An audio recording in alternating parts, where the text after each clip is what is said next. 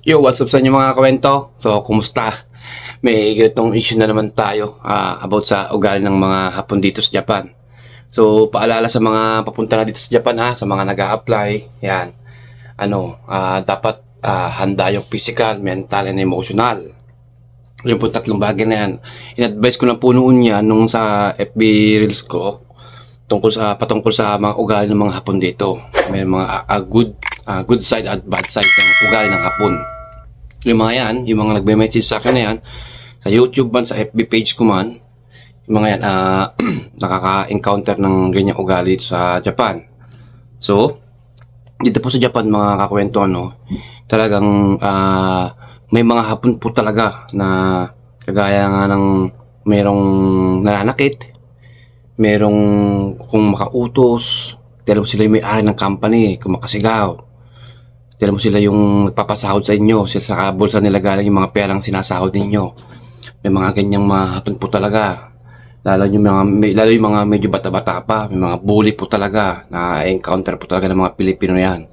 Hindi lang po mga Pilipino nakaka-encounter, at din po ibang lahi o mga B o mga Brazilian kadalasan na nagkatrabaho dito. Isang beses pa nga po nung sa loob kami ng trabaho, isang kasama kong Pilipino, so nagkamali sa ginagawa niya. Talagang nakita ko kung paano maligaw yung Hapon. Talagang kinalampag niya yung pwesto niya, tapos talagang sinigawan siya sa tenga. So parang ganun po talaga yung mga Hapon, parang talagang bastos kung bastos, walang hiya kung walang hiya. Kaya mga papunta rito, hindi po natatapos yung inyong paghihirap sa gastos din sa Pilipinas, sa pag-aaral din sa Pilipinas. Pagdating niyo po dito sa Japan, doon pa lang po mag-uumpisa yung talagang laban niyo sa pagiging OFW. Kaya ina-advise ko talaga, dapat handa niyo yung physical, mental at emotional. Ngayon, hindi po talaga uubra sa pagiging bansa yung pusong mahon. Kailangan nyo talaga dito sa pusong bato. Yung talagang kailangan nyo rito. Kailangan manhit kayo sa lahat ng ma-encounter nyo mga ganyang senaryo. Halimbawa na mapagalitan kayo, ilabas nyo pasok nyo sa isang tenga, ilabas nyo sa isang tenga. Sabi ko nga, mas galingan nyo sa trabaho, mas ipakita yung ability nyo kung gaano kagaling sa trabaho. Yung first and last impression nila talaga, mga kakwento, totoo po yun. Kung halimbawa yung una pa lang ukang ka na sa kanila, warrior ka na, hanggang matapos ganun ang tingin sa iyo. Kaya dapat umpisa pa lang, galingan nyo na ho, galingan nyo sa trabaho ninyo, para hindi kayo maka-encounter ng ganyan kagaya sa sitwasyon nila. Marami po yan sa mga kagaya namin mga trainee visa o SSW dito sa Japan, nakaka-encounter ng ganyan na pambubuli ng mga Hapon. Akala talaga nila ay yung karamihan sa mga Hapon talaga ay napakabait. Hindi nila alam yung ganyang ugaling Hapon na medyo pangit na. Lalo pagka nakachamba kayo ng leader, na isang line leader, yung talagang naninigaw, nananakit.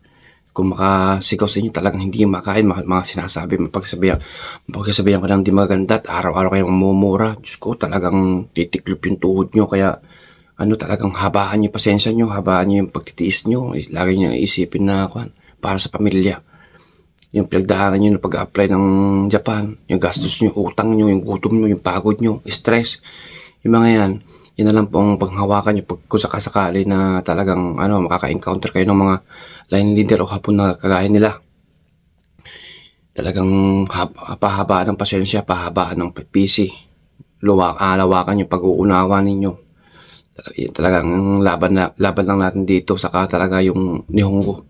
Hindi po talaga nakakaligtas yung mga Pilipino na nakaka-encounter ng ganyan, kasi nga minsan hindi sila marunong mag-Nihongo, nahihirapan makaintindi, nahihirapan magsalita, kaya napaka-importante po talaga ng Nihongo. So may advice ko na lang po sa inyo mga kakwento, kung sakaling maka-encounter po kayo ng ganito, huwag nyo patagalin, i-report nyo agad sa HR po ninyo, sa agency sa Pilipinas or agency dito.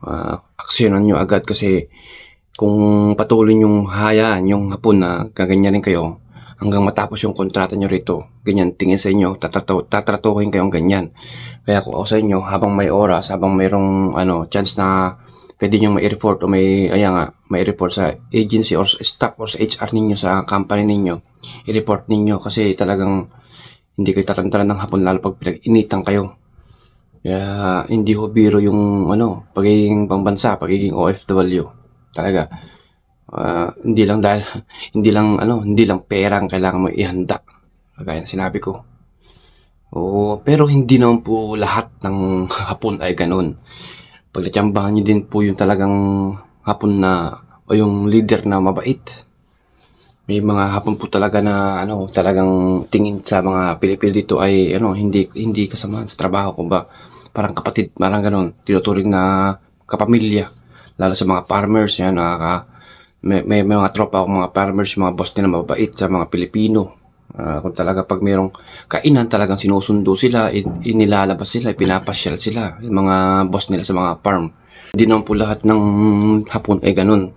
So pagka nakachamba din po kayo ng mga kagaya ng leader na ganun, mga hapon na mabait talaga, nagbibigay ng mga omiyagi o mga gift pag birthday, yan, pag mayroong okasyon, talagang nagpapakain sa labas, pinapasyal kayo, yan, para kayo talagang, kasi mga ibang hapon dito mga kakwento, gusto nila yung mga Pilipino, kasi ang mga Pilipino talaga, madaling makasama, madaling makisama, magaan yung loob nila, magaan yung loob nila sa mga Pilipino, gustuhan nila ugali ng Pilipino kasi laging nakangiti, kahit problemado na, kahit na stress na pag, kinausap ng hapon, di ba? Nakangiti tayo na.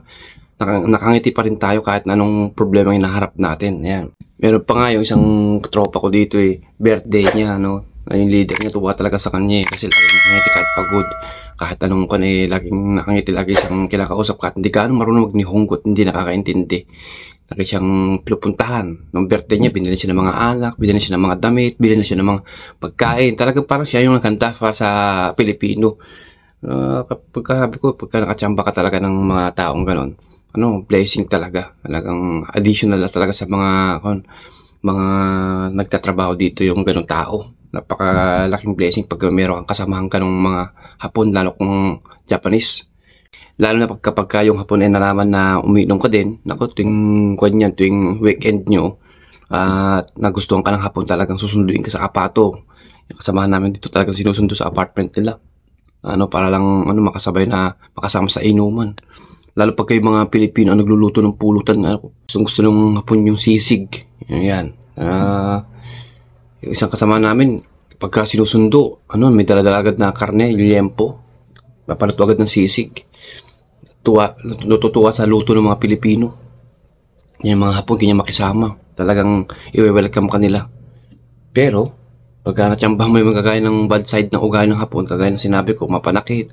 Kung talaga makakon ng makautos, makasigaw, makasermon, tela mo sa kanila yung pera pinangpapasahod sa'yo. Akala mo sila yung may-ari ng company. Makaka-encounter po kayo ng ganun. Kaya ihanda po ninyo talaga yung physical, emotional, and mental. Yan pong tatlong bagay na napaka-importante na pagdating dito.